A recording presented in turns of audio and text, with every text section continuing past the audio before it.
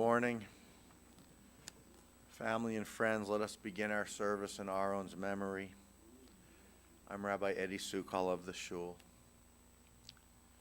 Shiviti Adonai L'negdi Tamid Ki mimini Bal Emot.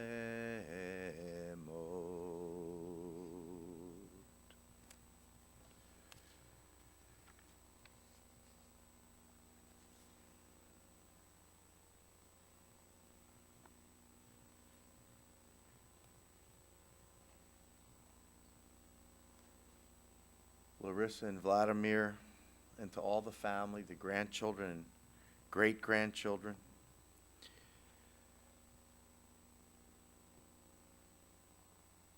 When we face the death of a loved one,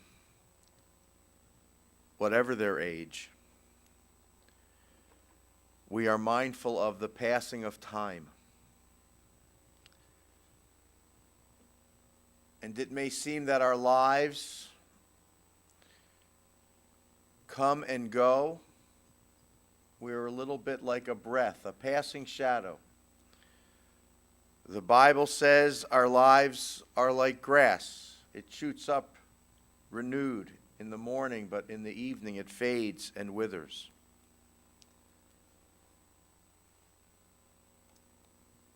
There are questions of existence beyond our ability to understand.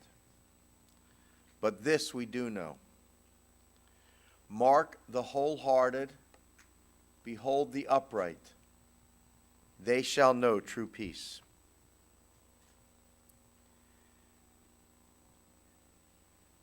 In the book of Psalms, a collection of beautiful Hebrew poems, the author writes, "The days of our years are 70, or perhaps by reason of strength, 80 years, 80 years.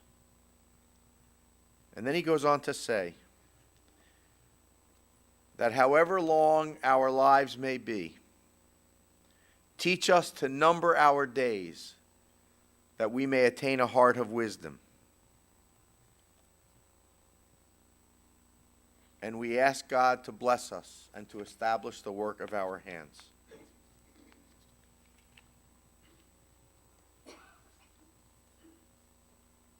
In the things that Aron did with the 100 years granted to him, he demonstrated time and time again that indeed God did bless the work of his hands. A man of many accomplishments, of great intellect. He did use his days and his years wisely, and he used them well. And so to you, his family, we know that you grieve today in a darkened world.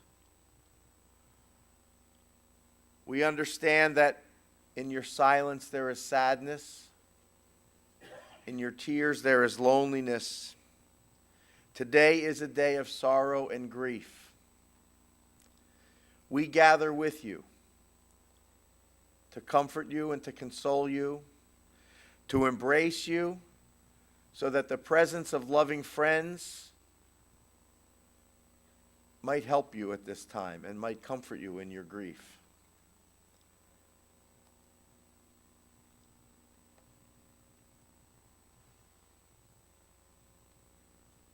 We do grieve today, and we grieve deeply and fully. And yet, and somewhat paradoxically, today is also a day of gratitude.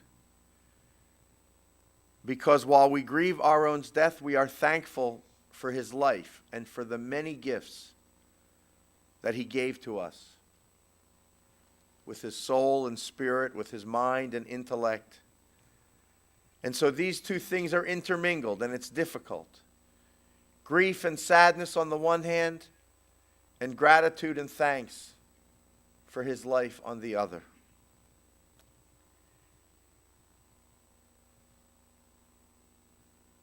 Aron had a love for all of you, his family, and for you, his friends. He had a love for all of you that does not end with his death. That love continues in your hearts. That love continues in your lives.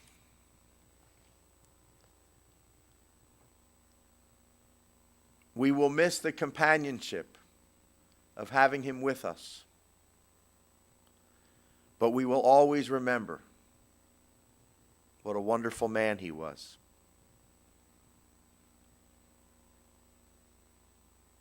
And we are grateful for the gifts of his heart and his mind, and those things he did that brought joy and happiness into our lives. We give our thanks for these, even as we grieve. Adonai ro'i lo echsar bino deshe yarbitzeni, al mei menuchot yenahaleni nafshi yeshovev.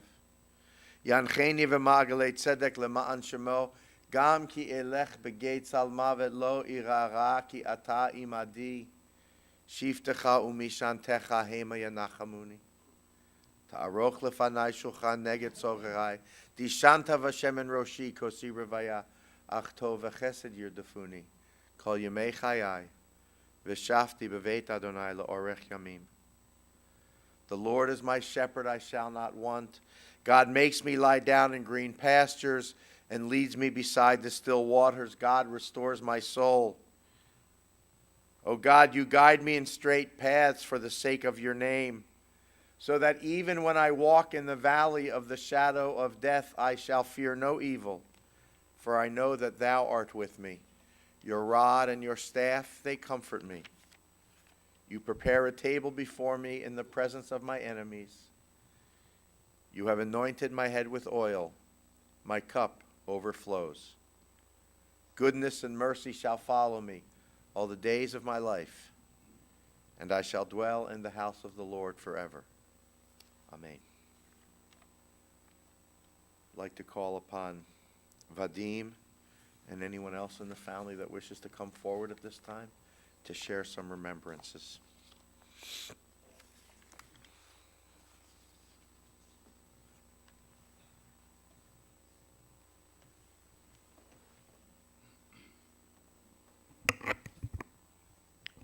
Всем большое спасибо, что пришли.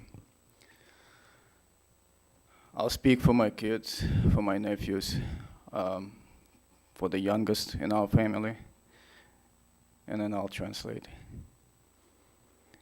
Your great-grandfather passed away at such a ripe age that not everybody is given that in their lifetimes. And, a lot of things shape us up and shape you up as well as you go along with your lives.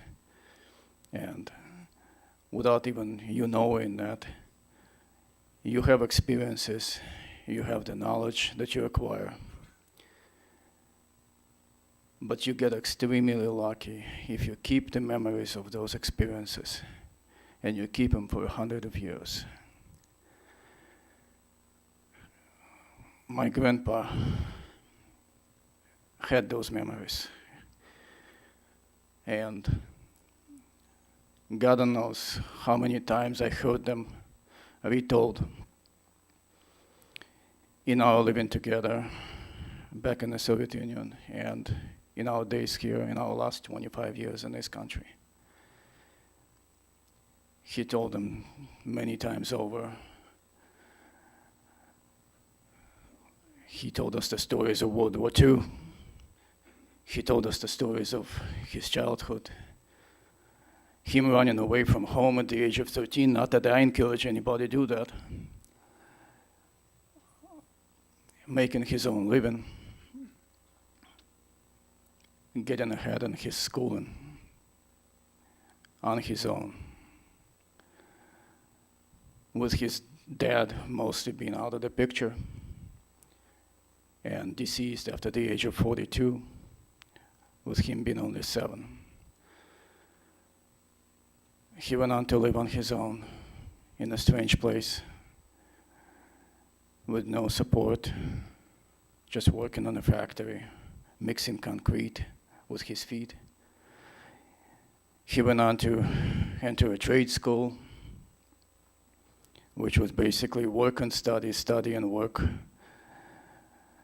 A little time to sleep, a little time for distractions. And from there, he was able to get in a college. They call it university. He wanted to become a lawyer, but the life had a different plan for him, and he was plucked out of his class just because he was one of the best in the class. And he was drafted into a service for the regime that he ended up despising so much. He met the love of his life at the young age of 22, proposed after 3 days, and they stayed together for 68 years. You know, it's hard to feel those shoes. Any way you look at it.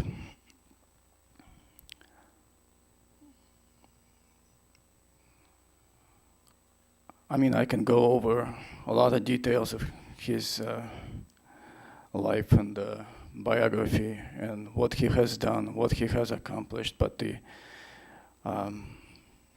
main thing that opens up to me after all these years, he had this ability to, after so many brushes with death and misfortune, to regroup himself, recover, and make the best of it, and make his life better.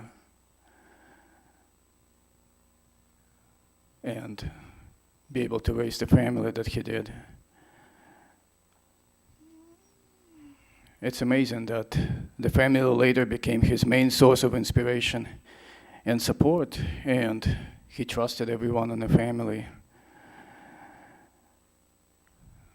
like nobody else. We came here, he had no ability to speak the language. He never questioned what we translated. He never questioned what we thought was best for him, for us. Now looking back, it came to a culmination point just 2 days ago, when he really never questioned that there was nothing to be done about his condition, and this was the end. And he was ready, despite him making plans to live longer, if it only turned out that way.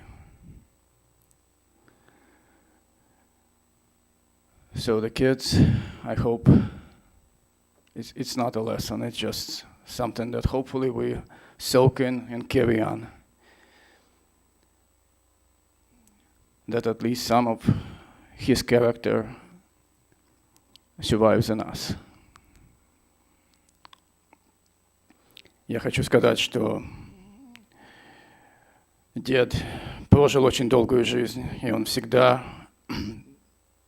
ценил, he counted his blessings, and he had so many of them, он всегда ценил, сколько раз ему повезло.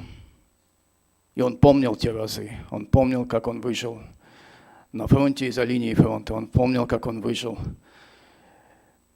в госпиталях.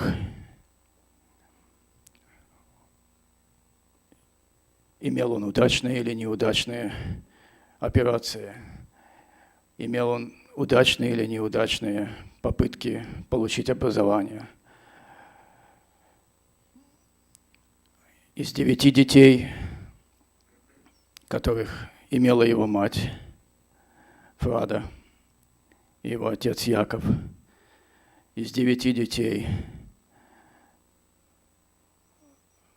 двое были рождены мертвыми.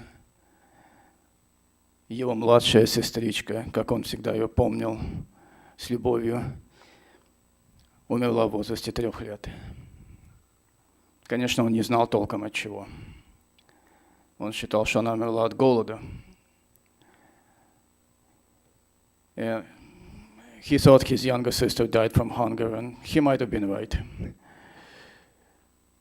Это была очень бедная семья, и отец ушел на заработки очень рано, не жил с семьей и зарабатывал где мог. При советской власти соблюдать шаббат было трудно, а он был ортодоксом, и он хотел его соблюдать.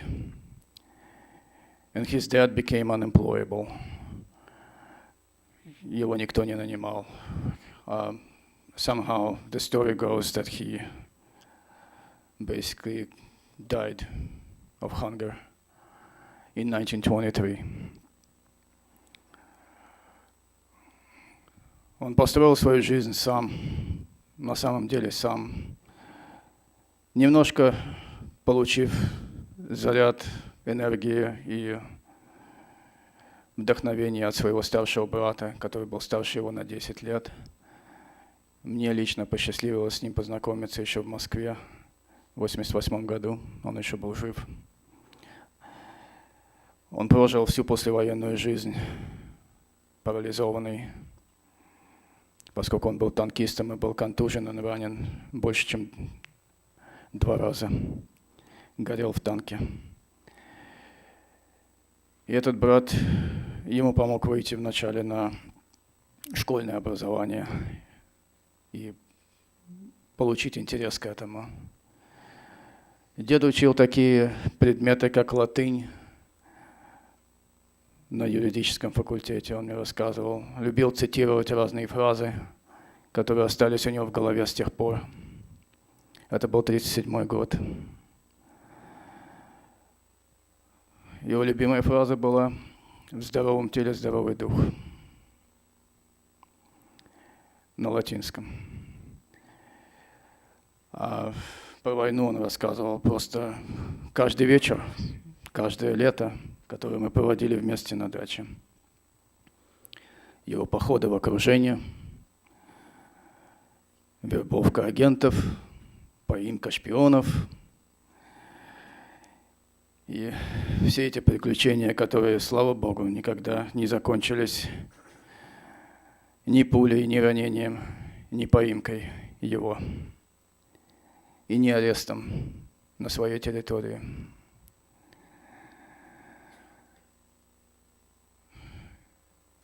Он не плыл по течению и находил мудрые решения, которые, видимо, спасали ему жизнь много раз. Когда его хотели уволить, когда он узнал, что его увольняют в 1949-м, его первым движением было поехать в Москву, в Генштаб, и спорить с большим начальством по поводу этой несправедливости, как он считал.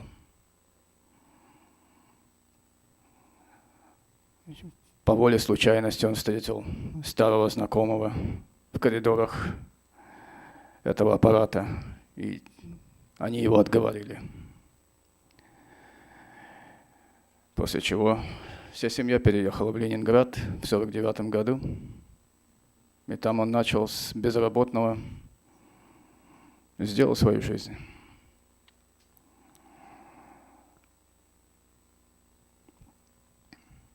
Учил английский, хотел стать гражданином этой страны сам, настолько, насколько он мог овладеть этим языком. И он это сделал. Его память его не подводила. Он дождался последней книжки, которую мы смогли презентовать ему за несколько дней до его ухода. И в последний день он подписывал копии всем своим правнукам.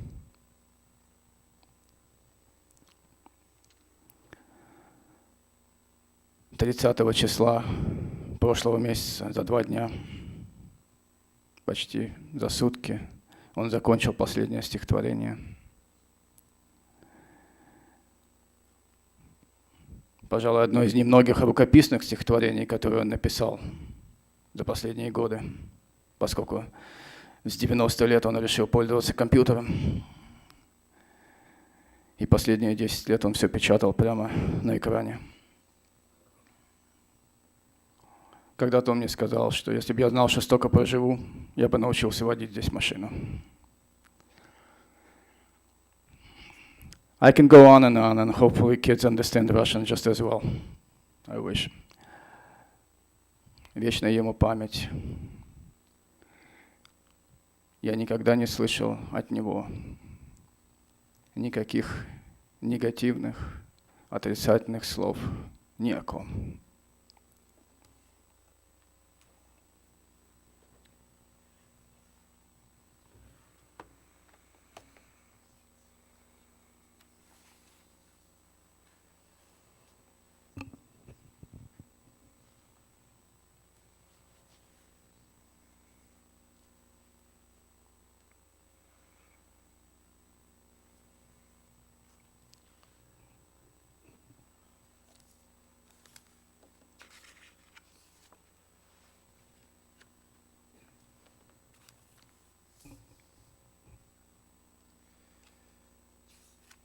Today we remember and say goodbye to a remarkable man.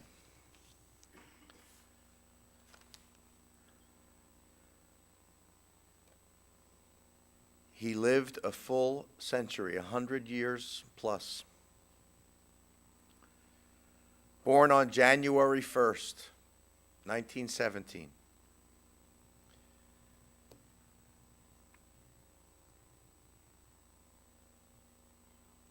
Part of what makes Aron so incredible and his life so remarkable is that he had more than his fair share of hardship in life. The fates were not always good to him.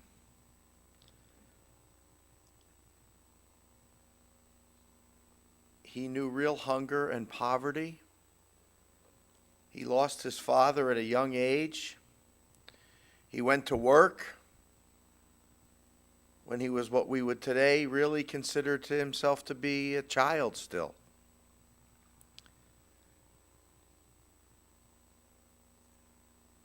And like many of you, he lived through years of persecution and repression. And through all of it, whatever obstacles were in his way, he moved through them. He went over them, he went around them, he did whatever he had to do to overcome challenges, and he built a life for himself. And as you heard from Vadim, he didn't do it alone. He met Liba when he was a young man. She was an even younger woman. And just a few days after meeting her, proposed. They were married. He was certain of what he wanted. That must have been the case because they stayed married for 68 years. Remarkable all in itself, all by itself.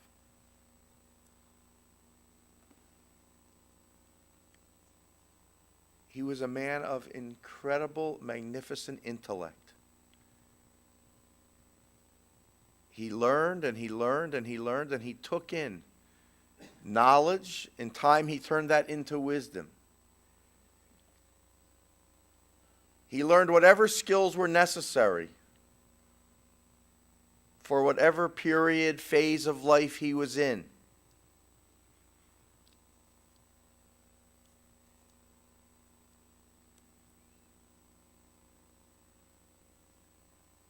And then at the age of 75 with his family, came to Cleveland. Many of you also left your homes, the cities of your birth, and came to this country. And so far be it from me to tell you about what it is to be an immigrant and to have to move to a new country with a different language and create a new life. You know it far better than I do. But that's exactly what Aron did. Of course, with the help of family and friends, no doubt. But he built a new life for himself here. And he continued to learn. Vadim, you told me that he learned English. He thought he knew English pretty well, didn't get all the words right all of the time, but he did remarkably well.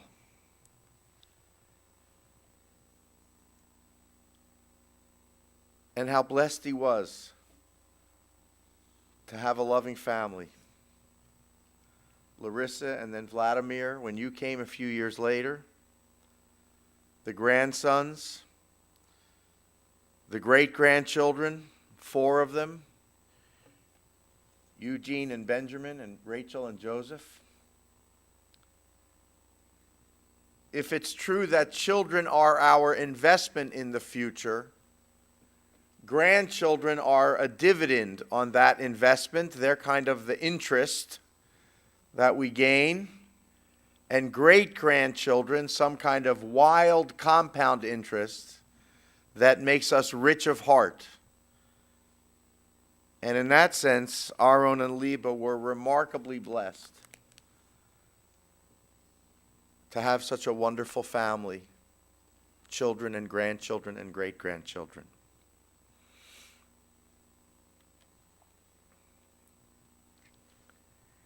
He was sharp until the end. It was his body that gave out ultimately, not his mind. Allah, I think it was you, said he wrote his last poem just days before his death.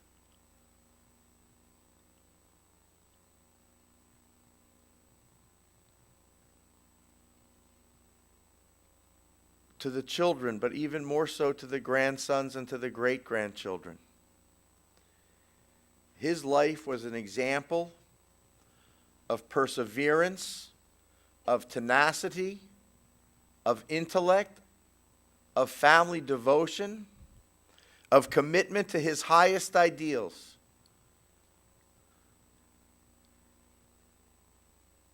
When you emulate his life, when you demonstrate the kind of persistence that Aron did, you honor his life. You pay tribute to the years here on earth that he had.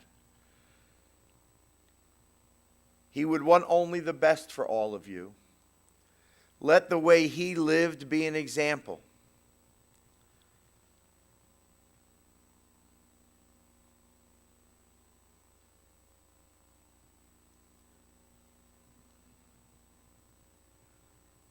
In the Torah, before Moses dies, in the last weeks of his life, he reviews for the Israelites the most important teachings that have already been given to the people. And he does that so that after he's gone, they might remember the essential elements of how they should live, how they should speak and behave, what their lives should be like. And I can't help but think that Aron, living to age 100, in the way that he lived, and in the way that he loved all of you, he taught us that which is most important about how to live and how to learn and how to love. His memory will forever be a blessing to all who knew him. Zecher Tzadik Livracha. The memory of this good and righteous man is a blessing to us all. Amen.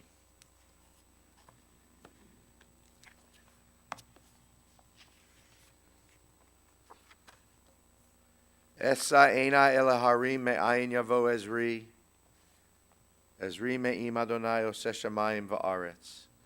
I lift my eyes to the mountains. What is the source of my help? My help comes from Adonai, our God, the maker of heaven and earth. God does not let our foot give way. Our protector does not slumber. God is our guardian and our protection. The sun will not strike us by day, nor the moon by night. God guards us from all harm. God guards our soul, our going and our coming, now and forever. And we ask God in our prayers to watch over the soul of Aron. Please rise. El male rachamim, shochein bamromim, hamtzei menucha nechona, tachat kanfei hashchina, im kedoshim utehorim, kizohar harakia mazhirim, et nishmato Aron ben Yaakov v'Freda, shehalach le'olamo, began Eden tehei menuchato, ana bal harachamim, hastireha beseter kenafecha le'olamim, vayitzror bitzro hachayim et nishmato. Adonai hu nachalato, v'yanuach b'shalom al mishkavo, v'nomar Amen. Compassionate God, eternal Spirit of the universe, grant perfect rest in your sheltering presence to Aron ben Yaakov v'Freda. O God of mercy, we pray, may Aron find refuge in your eternal presence. May his soul be bound up in the bond of everlasting life. God is his inheritance, and we say, Amen. Please be seated. We will conclude our service here in just a moment.